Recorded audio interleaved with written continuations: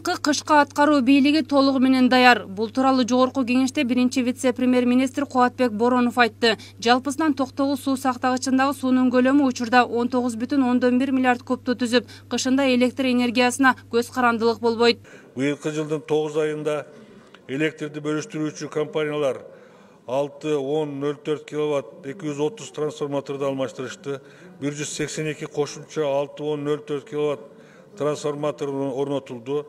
Высоковольтный линия 35-10 киловаттык электр өткөрүүчү линиялардын 350,5 километри реконструкциялады. Азырынча көмүрдүн баасы туруктуу. Бирок алып сатуучулар көмүргө болгон бааны көтөрүп жатышат. Мындан улам кара алтындын баасын кыш айында аткаруу бийлиги туруктуу кармоосу керек дешет эл өкүлдөрү. Башкысы быйыл жергиликтүү көмүрдүн 60% Бишкек жылуулук электр ишканасына сатылат. Бирок ата мекендик көмүр Казакстандан келген кара алтындан $20 кымбат сатылып жатат. Кыргыз көмүрдө 1 тонна көмүр канча сомдон чыгат? Айтсынчы мына кыргыз көмүр. Mana 1250 сом. 1250 өткөн жылы. Эмне себептен ал Нарын областында 3,5 миң сомдон сатылат ал көмүр? Бул эмондойда дорожный өзүнүн транспорт расходтору бар. Транспорт расходтору кошулганда ошо 1 тоннасына 1200 сом деп туруп биз транспорт расходун коюп. Кара кечеден Нарын шаарына канча километр түзөт, канча расход болот? Айтыңызчы мына антимонопольный комитет. Мен сизге айтайын, кара кечеден балыкчыга чейин транспортный автоунаа менен ташылып келет. Балыкчыдан болсо Бишкекке чейин темир жол менен.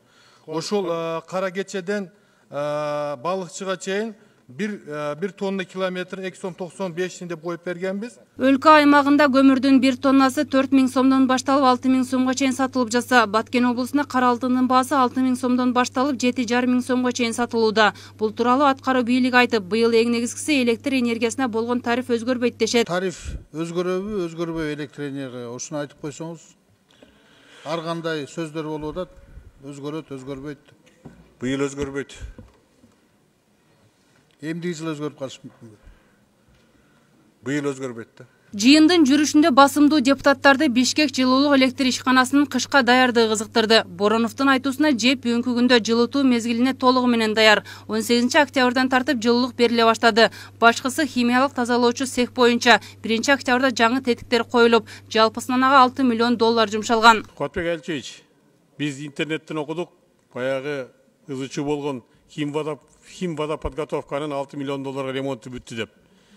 ТЭЦ бүгүнкү күндө даярбы? ТЭЦ даяр, бүгүнкү күндө 18-ден баштап жылуулукту бере баштады, 18 октябрдан. Химический боюнча чындап эле 1 октябрга жаңы оборудованияларды коюп, ишке киргизүү иштеринин баардыгы бүттү. $6 миллион ошол мурунку ТЭЦти реконструкция кылуучу $386 миллион эсебинен. Жаңы акча курулган жок, ошол нерсенен курулду.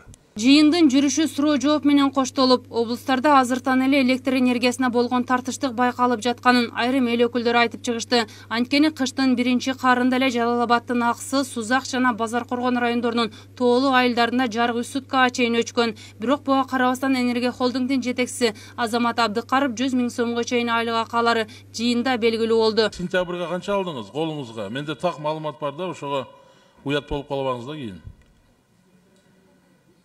100 миң алдым го. Мен негизи карап көрөлүм канчалыгын. Зара Бакаева, Дастан Кадыркулов, Next TV.